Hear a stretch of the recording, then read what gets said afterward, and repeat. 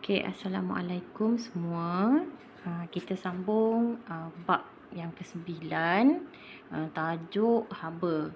Okey, kalau kita boleh rujuk buku teks muka suratnya ialah 204. Okey, anda boleh rujuk sama-sama ya. Okey, kenapa bangunan tinggi dipasang dengan cermin yang berkilau? Ni persoalan dulu sebelum kita belajar dengan lebih jelaslah. Kenapa gelas kaca yang tebal akan pecah apabila kita isi dengan air panas? Bagaimana termometer berfungsi? Termometer ni kita jumpa dah masa tingkatan 1. Okey, kenapa unggun api dinyalakan pada waktu malam yang sejuk?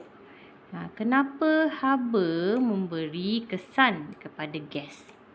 Nanti kita akan tengoklah keseluruhan untuk persoalan-persoalan yang timbul ni dalam bab 9. Okey, sedikit blok sains boleh baca ya. Iaitu tentang kamera infrared. Okey, susah nak cam atau nak kesan beruang kutub. Sebab apa? Okey, kita tengok dulu, kita kaji dulu. Beruang kutub mempunyai fizikal yang besar, badan dia besar, tetapi ia dilitupi oleh bulu yang tebal. Bulu beruang kutub ni warna putih. Kenapa warna putih? Kenapa Allah ciptakan beruang kutub ni bulu dia color putih? Okay, kita ada alat tu kita panggil infrared. Okay, kamera infrared. Infrared ni dia tak boleh nak kesang. Kalau haiwan lain dia boleh kesang, tapi kalau beruang kutub tak boleh. Suka untuk mengesan beruang kutub dengan kamera ini. Nak lagi bila dia berada di kawasan yang beriklim sejuk. Okay, kenapa tubuh badan dia tu kita guna infrared, kamera infrared tak boleh kesang. Sedangkan kamera infrared ni mengesang haba. Yang macam askar guna tu lah. Bila ada musuh, dia pakai je kamera tu, dia akan nampak warna merah. Gerak. Jadi tahu dah lah pergerakan seseorang tu. Tapi beruang kutub tak boleh nak detect. Why? Boleh bacalah dalam blok sains ni. Okay. So saya perkenalkan. Okay, hubung kait suhu dan haba. Sama ke tak suhu dengan haba? Mari kita lihat deh. Okay, awak masa sekolah rendah telah pun lalui ataupun telah pun jumpa topik ni, iaitu haba diperolehi. Yang kita tahu, pengetahuan kita yang sedia ada haba diperolehi daripada pelbagai sumber. Yang utama adalah matahari. Lepas tu kita boleh dapati daripada perkakas elektrik seperti lampu, streka. Okey, pembakaran bahan api seperti petroleum. Arang batu. Itu semua pembakaran dah.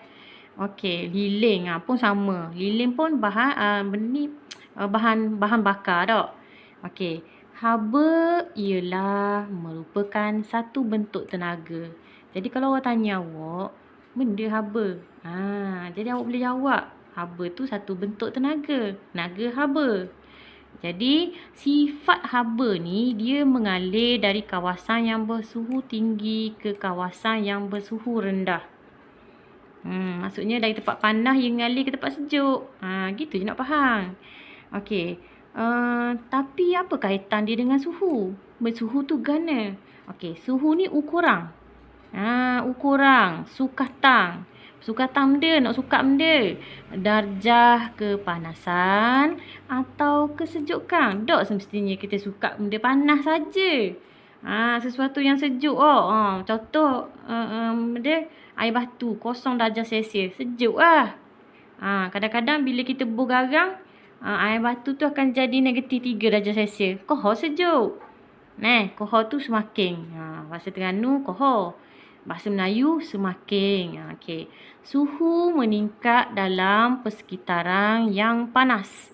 Dan ia akan menurun. Maknanya suhu ni akan turun apabila persekitaran yang sejuk. Jadi suhu ia bergantung kepada haba.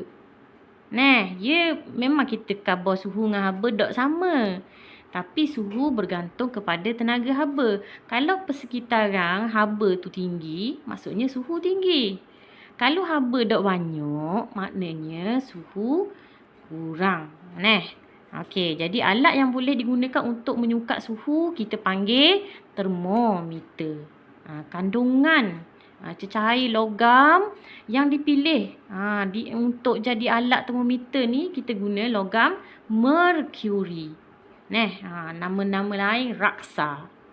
Okey, baik. Okey. Ini ada dua situasi yang melibatkan apabila air dipanaskan. Air panas guna tenaga haba lah tau. Kita guna dapur ni kan. Kita buka api, lepas tu keluar api tu dapat serat tenaga haba. Maka kita pun ambil termometer, kita sukat. Kita dapat suhu dia.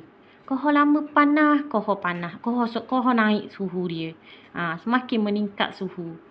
Okey, yang di sebelah ni pula gambar rajah mengenai cube ais yang diletakkan di sekeliling botol jus. Didapati suhu botol menurun. Kita ambil termometer, kita cek air jus ni. Koho sejuk. Sebab apa? Dengan bantuan ais tu. Jadi suhu ataupun haba berkurang. Itu contoh dua situasi yang menggambarkan apakah maksud suhu, apakah maksud haba. Ingat, haba suatu bentuk tenaga. Suhu ukuran, sukatan, darjah kepanasan. Okey, jadi di sini ada jadual 9.1. Awak boleh rujuklah. Okey, perbezaan di antara suhu, haba dengan suhu. Okey, yang pertama, haba suatu bentuk tenaga. Manakala suhu adalah darjah kepanasan atau kesejukan. Ingat, bila sebut suhu, tak semestinya panas saja.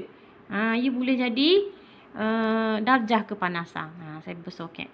Okey, lagi kita tengok. Okey, unit ukuran adalah joule bagi haba. Salah korang. Okey, manakala suhu kita boleh sukat dalam unit darjah Celsius ataupun unit Kelvin. K besar kalau nak tulis K besar. Okey, kuantiti haba bergantung kepada jenis bahan atau kuantiti bahan dan suhu. Maksudnya haba ni dia depends pula banyak mana. Banyak mana haba. Contoh, kita guna bahan api tu. Bahan api seperti petrol. 200 liter ataupun 200 mililiter dengan 400 mililiter. Mana yang haba yang terasa banyak? Mesti banyak kan 400. Bakar banyak, maknanya haba banyak lah. Okey, tapi suhu ni pula dia kena bergantung kepada darjah pergerakan zarah-zarah di dalam suatu bahan. Contoh kita guna tadi, kita nak didihkan air. Ni didihkan air. Jadi suhu ni dia bergantung kepada molekul air yang bergerak. Banyak mana pelanggan orang. Jadi kita baru boleh sukat berapa suhu. Okey. So ini ada jadual 9.1 perbezaan antara haba dan juga suhu. Okey, sampai situ dulu untuk kelas pada hari ini. Sekian, terima kasih.